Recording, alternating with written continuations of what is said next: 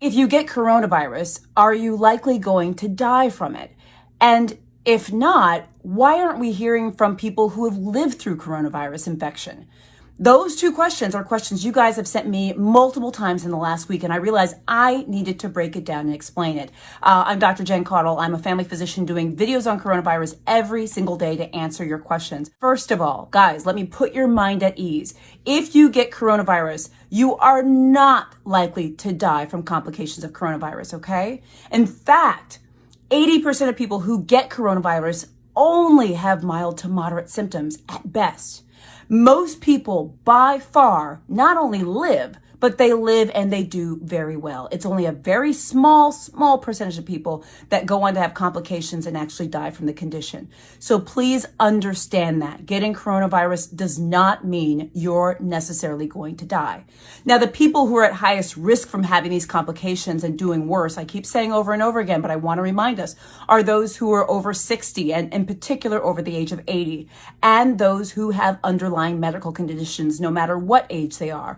If you have a weakened immune system, if you're on certain treatments, immune suppressants, things like that, okay? But most people do just fine. So you say, well, then why haven't we heard from the survivors? The news keeps talking about how bad this is, but where's the good news? Why aren't you telling me, why aren't you giving me stories about people who survive? And that's what you guys are saying to me. Why aren't you hearing about survivors? I think some of the reason is that we haven't diagnosed all the people in this country with it. You know that we have a shortage of diagnostic kits and tests, so we don't know everyone who has it. And it is possible to have such mild symptoms you may not even know you have coronavirus. But let me give you a couple of facts. First of all, okay, generally the symptoms of coronavirus start a couple days, 2 to 5 days or so after you get exposed. However, they can come up to 14 days after exposure. The most common symptoms are fever, shortness of breath, and cough, but you can also get symptoms that remind you of a cold or the flu, things like nasal congestion or stuffy nose. You may get body aches, things like that, okay? But most people, 80% of people have mild to moderate disease, and they will recover from their symptoms after 1 to 2 weeks, which is wonderful. Now, those who have more severe symptoms, they may take up to 6 weeks or maybe even a little longer to recover, but the vast majority of people are likely to recover after a couple of weeks. You also asked me, so how would someone treat it? If I got it, what does my family need to do for me? What do I need to do for my kids?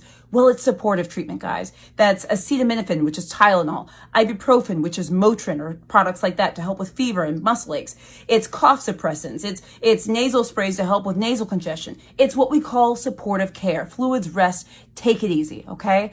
So if there's one thing I need to tell you guys is, I know you're not hearing from the survivors, but just know there are far more survivors than there are people who do not. And remember, just because you get coronavirus does not mean you're going to die from it. Far from it. Most people do well, and most people will recover within a couple of weeks. Guys, stay safe. I'm Dr. Jen Caudle. We'll talk to you soon.